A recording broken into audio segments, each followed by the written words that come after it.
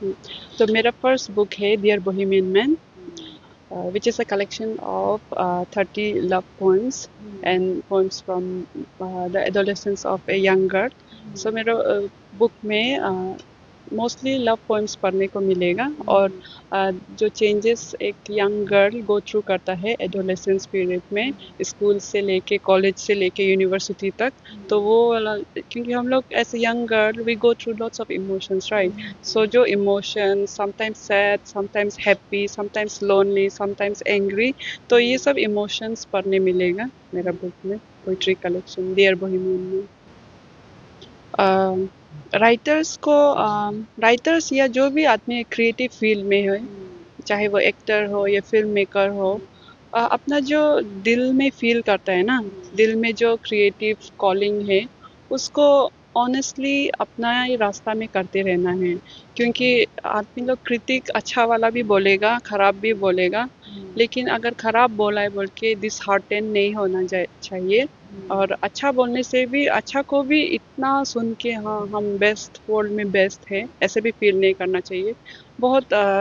Normal रहना है, means negative critic हो या पॉजिटिव क्रिटिक, दोनों से इतना इफेक्ट नहीं होना चाहिए।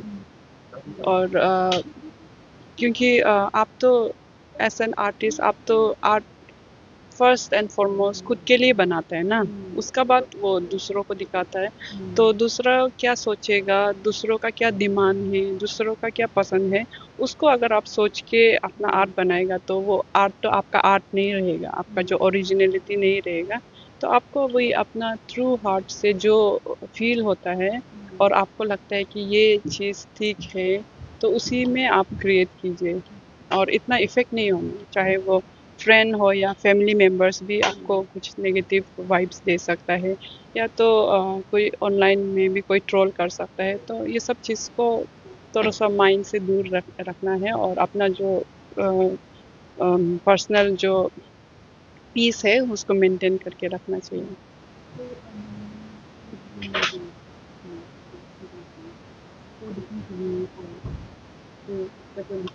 हम्म हम्म डियर बोहेमियन मैन जो एडिटिंग प्रोसेस जो 1-2 महीना गया है, लेकिन राइटिंग प्रोसेस जो ऐसे है कि वो डिफरेंट फेजेस ऑफ मेरा लाइफ का है। तो हम क्लास 8 का पोइम्स भी है वहाँ में, जो बाद में हम 5, 6, 7 साल का बाद एडिट करके लिखा है। तो जो क्लास हम लोग का मिडिल स्कूल लेवल का पोइम्स भी है, फिर से सीनियर हाई स्कूल का लेवल का पोइम्स भी है, कॉलेज का भी है, यूनिवर्सिटी का भी है। तो मीन्स ये पोइम्स लोग 6-7 इयर्स का स्पान का है, लेकिन उसको एडिट करने के लिए, कंपाइल करने के लिए हमको 2 महीना जैसे लगा।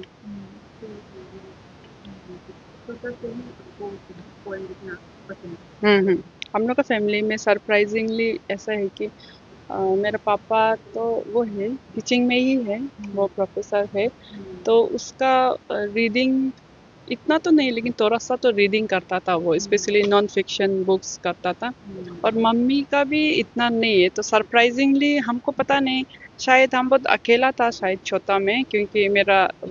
अकेला था बहुत साल से, सिबलिंग्स नहीं था, इसीलिए शायद हम अपना लोनलीनेस को कोप अप करने के लिए राइटिंग रीडिंग शुरू किया। क्योंकि हम लोग का बचपन 90s में तो इतना सोर्स ऑफ एंटरटेनमेंट नहीं था। आजकल तो फेसबुक, ऐसे गेम्स, फ़ोन में हर चीज़ अवेलेबल है। हम लोग का समय में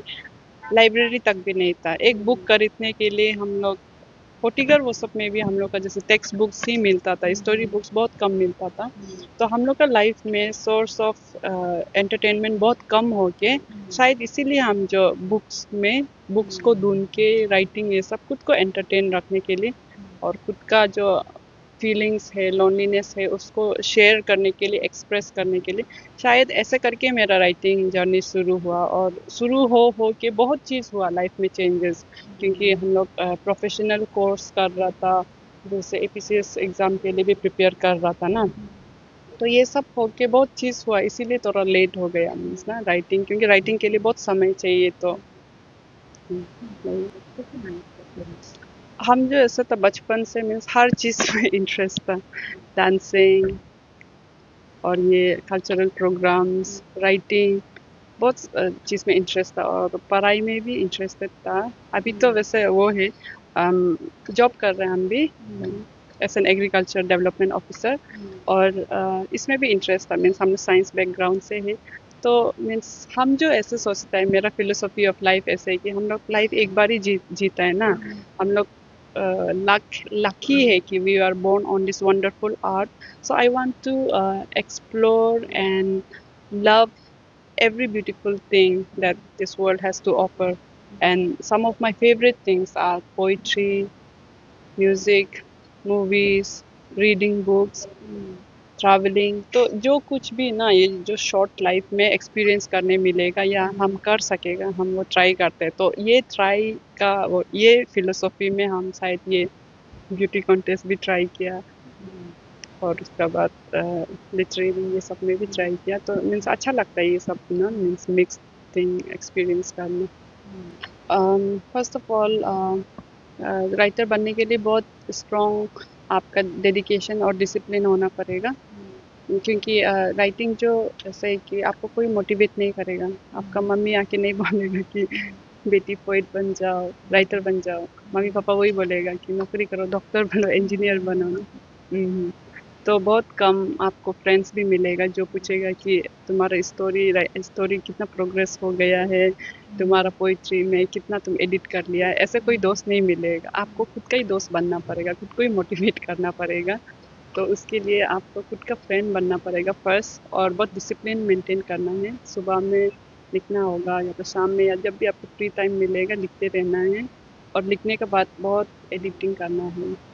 5 6 10 बार एडिटिंग करके उसके बाद आप सबमिट कीजिए चाहे वो लिटरेरी कंपटीशन हो या लिटरेरी मैगजीन में उसी से छोटा छोटा स्टेप से शुरू कीजिए राइटिंग अगर स्टोरी कुछ लिखा है तो उसको ट्राई करो कि फर्स्ट एक लिटरेरी मैगजीन में पब्लिश होने के लिए तो ऐसे होके आपको पब्लिश होके धीरे धीरे एक्सपीरियंस बढ़ेगा तो बढ़ के आपको शायद पर कॉन्फिडेंस और मिलेगा कि और बड़ा प्रोजेक्ट लिखने के लिए तो ये सब चीज़ आप ऐसे धीरे धीरे वो करेगा और अगर आप पूरा एक